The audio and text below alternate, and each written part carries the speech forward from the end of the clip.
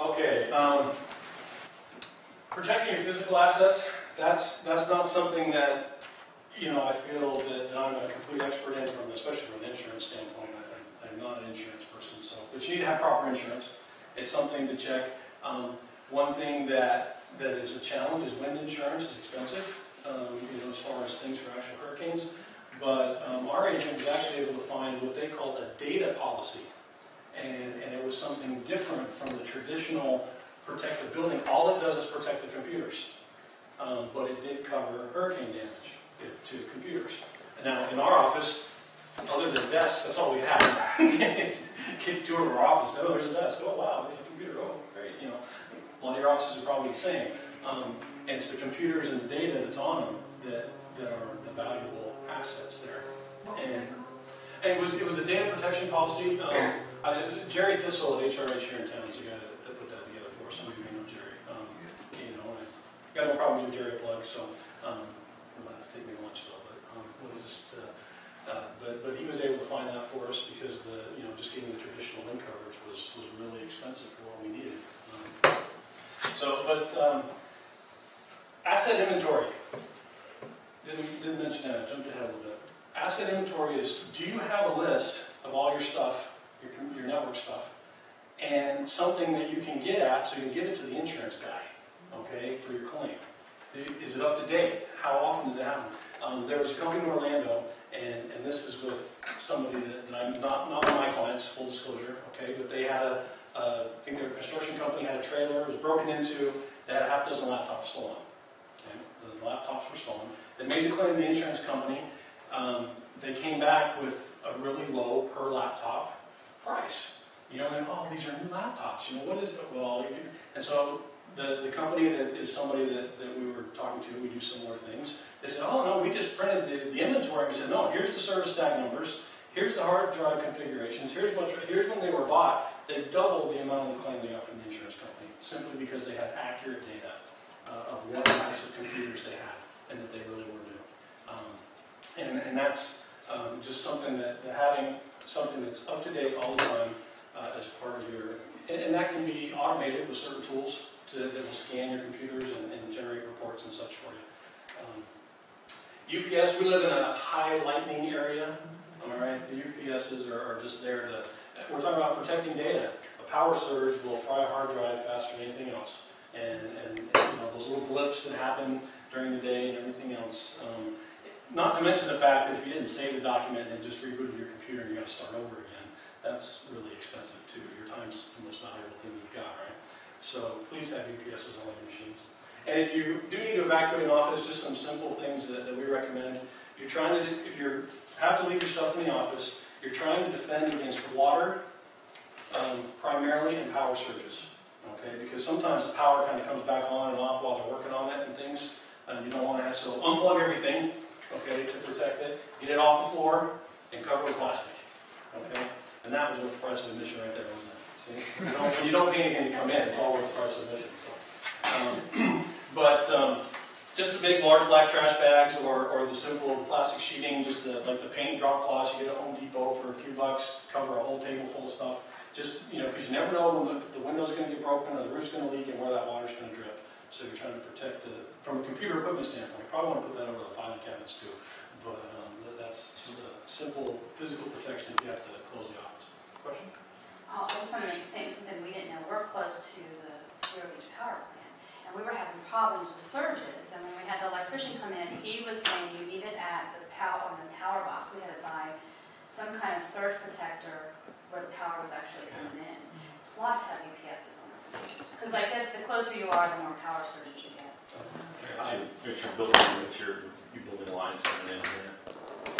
I thought that was really interesting because we were having problems with our servers. We're like, what's going on? And we had one client that was hit by lightning. It was like a month later after this happened, all the hard drives started having problems. It wasn't like the day after. It was really kind of strange. And all of a sudden, this machine started to crash. 2 days later, this one crashed. What in the world is going on? Oh, well, by the way, we got hit by lightning last month. Oh, well, thanks for coming. But, it happened. There's a lot of lightning in Florida. A lot of lightning in Florida. Something to protect your stuff. So, we talked a lot of stuff today. Hopefully it's been interesting. Hopefully I don't see anybody asleep yet. But where do I go? I go home and you're back in the office doing your normal stuff, right? And you forget all about this. But in reality, what should you go do next? Okay? If you only do one thing, go check your backups. Go check your backups, test your backups, audit your backup process. Okay? And whatever's wrong with it, repair it, or get somebody to come audit that process for you. And then go get your trash bags and your plastic sheets and stick them in the supply closet so you don't have to do that when you're in the middle of, there's a storm coming. Okay? So you've got that taken care of. Simple stuff to do. Get it out of the way. All right. Now, then start looking a little closer. Do I have content management tools on my website so I make updates if I need to? Something to look into adding. Understand your email service. Do we want to migrate? What are the costs to migrate? Is it worth it? Again, it's a business decision, but if you're not happy with your current service anyway, and you're looking at new services, or you're looking for something better, then that's something to consider. Do we have it in the office, or do we host it? A phone system audit, just to look at your bills and see if a VoIP system might save you money on your monthlies, is probably a good homework assignment to take a look at. Again, that's going to be a little larger investment, and not something that you just want to go throw out your phone system right away. How's the quality? I'm sorry? How's the quality? It's very dependent on your bandwidth that you've got available to you. But we use them, and you know what? I'll have a blip once a month. It's better than my cell phone quality. Well, that's what I was going to ask. What is the cell phone? It's better than my cell phone quality, and sometimes we'll get little issues with particular numbers that for some reason, and I always say it's their end. I think the cell phone issue. I think the cell phone issue is basically just the satellites that were too close to each other. You say prioritizing next steps, but there's a first step everyone has to take, and that is any business in Florida, any business in general, needs to start with a planning process. The best part about the planning process is most of those resources are free and don't cost you anything. There's a website from the Department of Homeland Security called www.ready.gov. A huge amount of free planning tools, templates, resources, step-by-step, checklists, you name it. Everything you need to start a real disaster planning process, of which data recovery and that stuff is like it's one task of a 10-step, one subtask of a 10-step process. But ready.gov, fabulous resource. Like I said, everything there is free, and that gives you a good idea of what a real business continuity planning process is. Thank you, and I didn't mean to imply that this is everything you need to do, but just simply related to the things that we've talked about, what to take a look at. But thank you, I have looked at that as a good resource.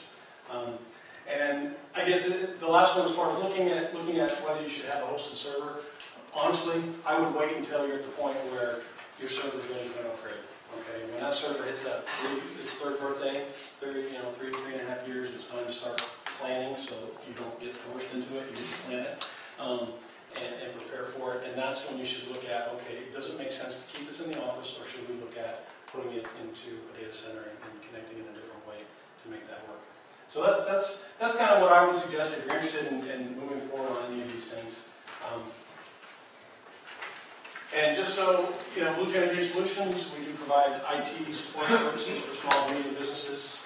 5 to 250 employees is the target we look at. We handle backup management, we do phone network support and help desk, we do website development, we do provide hosted services, we have email and servers.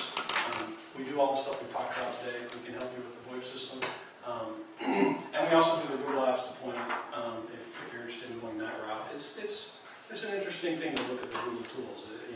Everybody's so comfortable with Microsoft though, so it takes a little bit of change. But if you use Gmail, then the Google Apps is Gmail for Business, if you're familiar with Gmail. I mean, plus it adds the word processing and things. So certainly invite you to visit our website. We've got a card here. If you got one of these, with a special 2 free hours of support on the back here, give Rob a call for that.